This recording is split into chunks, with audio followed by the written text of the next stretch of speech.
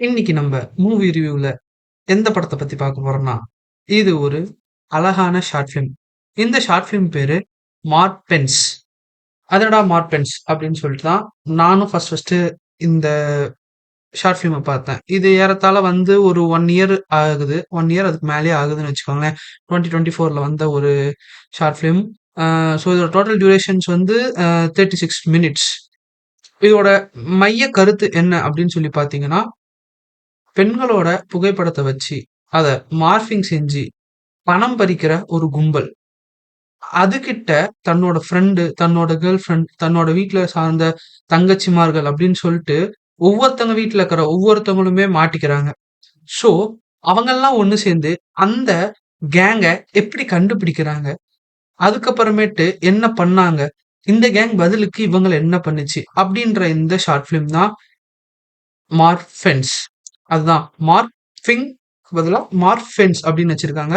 So இந்த படத்த யாரு டைரக்ட் பண்ணாங்கன்னா, ரொம்பவுமே இளம் இயக்குனரான ஸ்ரீமன் ராஜ் அப்படின்றவர் தான் இந்த படத்த டைரக்ட் பண்ணியிருக்கிறாரு.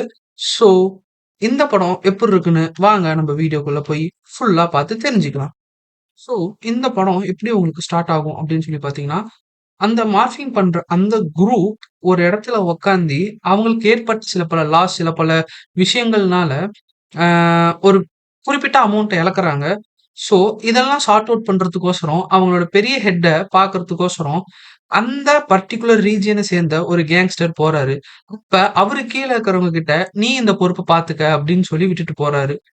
எப்படி விட்டுட்டு போறாரு மீன்ஸ், அவர வேலைய விட்டு தூக்குறதா இருந்துச்சு. பட் இவரு இத்தன நாளா அவங்களுக்காக இவ்ளோ பண்ணியிருக்கிறேன்னு சொல்லி எடுத்து சொன்னாரு.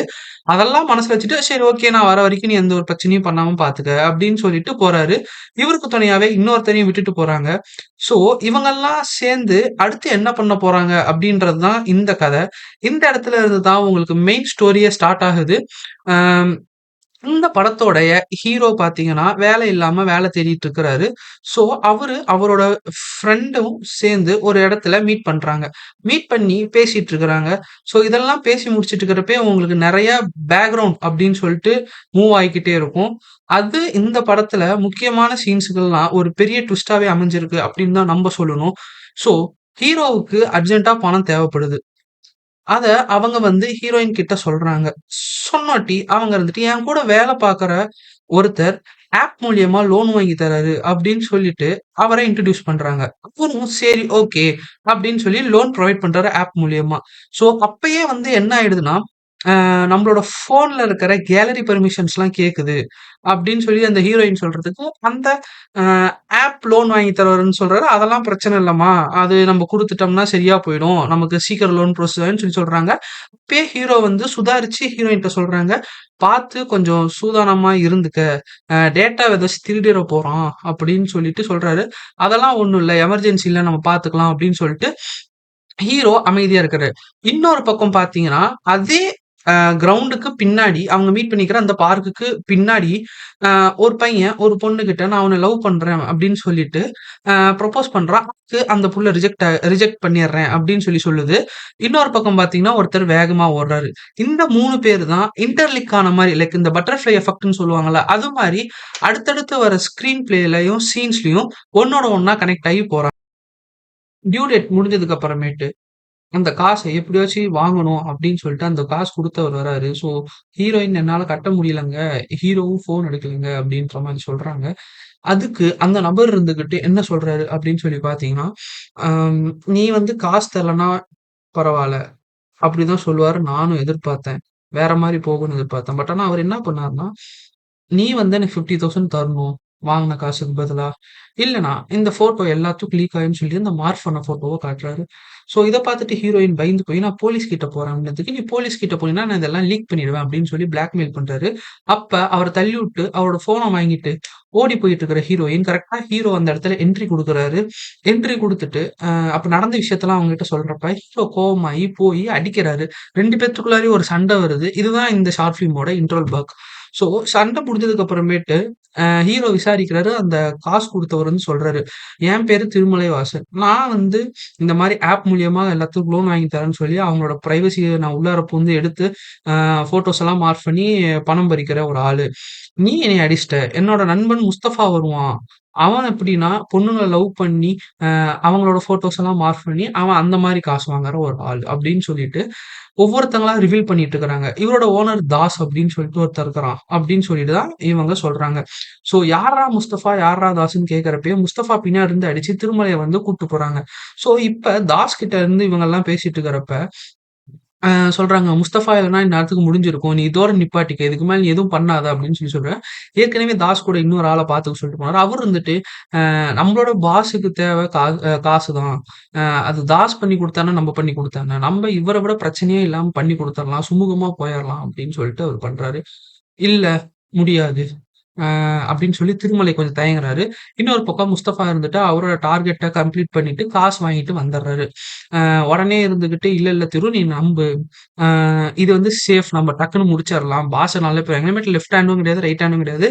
நீ தான் அடுத்த அந்த இடத்துக்கு வர வேண்டிய ஒரு ஆள்." அப்படின்னு சொல்லி அவரோட மைண்ட மாத்தி இது பண்ணியிருக்காரு. இதெல்லாம் கேட்டுட்டு இருந்த முஸ்தபா, "நான் இத பார்த்துக்கிறேன். நீங்க என்னடா பண்றீங்கன்னு?" சொல்லிட்டு அவரு தனியா போய் பண்ணலாம். இத கலெக்ஷன் பண்ணலாம். பிசினஸ் டெவலப் பண்ணலாம்னு சொல்லிட்டு போறப்ப, அ ஒவ்வொருத்தரும் ஒவ்வொருத்தரோட சம்மந்தப்பட்ட மாதிரி, ஸோ அந்த முஸ்தபா லவ் பண்ண பொண்ணும் சரி, திருமலைவாசன் லோன் தரேன் அப்படின்னு சொல்லி ஏமாத்துன பொண்ணும் சரி, இன்னொரு பொண்ணு வந்து ஆல்ரெடி அஃபெக்ட் ஆகி இறந்து போயிட்டாங்க. அவங்களோட லவ்வரும் சரி. இவங்கெல்லாம் இப்ப ஒண்ணு கூப்பிட்டாங்க. முஸ்தபாவ புடிச்சுட்டாங்க. முஸ்தபாக்கு ஆக்சிடென்ட் ஆயிடுச்சு. ஸோ இதுக்கு அடுத்தது ஸ்கெட்ச் போட்டபடி இவங்கெல்லாம் கொண்டு போறாங்க. காசு வாங்குறதுக்கு எல்லாம் ரெடி ஆயிட்டு இருக்கிறப்ப, திருமலைவாசன்றவர் வந்து சம்மந்தமே இல்லாம உள்ளார வந்துட்டாரு. வந்து எல்லா பிளானையும் சொதப்பிட்டாரு. அவரும் மாட்டிக்கிட்டாரு. இப்ப இதெல்லாம் நடந்து முடிஞ்சு, இப்ப எல்லா ஐ மீன் அந்த கேங்ல இருக்கிற எல்லாருமே வந்து காம்ப்ரமைஸ் ஆயிரலாம். அவங்க கிட்ட போய் நம்ம எல்லாரும் சேர்ந்து அப்படின்னு சொல்லி அந்த தாஸ்ன்றவர் சொல்லிடுறாரு. ஸோ ஓகே அப்படின்னு சொல்லிட்டு புடிச்சு வச்சிருக்கிற திருமலைவாசன காப்பாத்துறதுக்கோசரம் தாஸ் வராரு இறங்கி. காம்ப்ரமைஸ் பேசிட்டு இருக்கிறப்ப கூட இருந்தவர் வந்து சண்டைக்கு இழுக்க, ஸோ இது ஒரு கேங் வாரா மாறிடுது. பாதிக்கப்பட்டவர்கள் வெர்சஸ் பாதிப்பு ஏற்படுத்தப்பட்டவர்கள் அப்படின்னு சொல்லி வச்சுக்கலாம். அதாவது மார்ஃபிங் கேங் வெர்சஸ் அவங்களால பாதிக்கப்பட்டவங்களுக்கு. இவங்களால சண்டை பயங்கரமா போகுது. ஸோ கடைசியில என்ன ஆகுது அப்படின்னு சொல்லி பார்த்தீங்கன்னா, தாஸ புடிச்சர்றாங்க. தாஸ அடிச்சு முடிச்சர்றாங்க.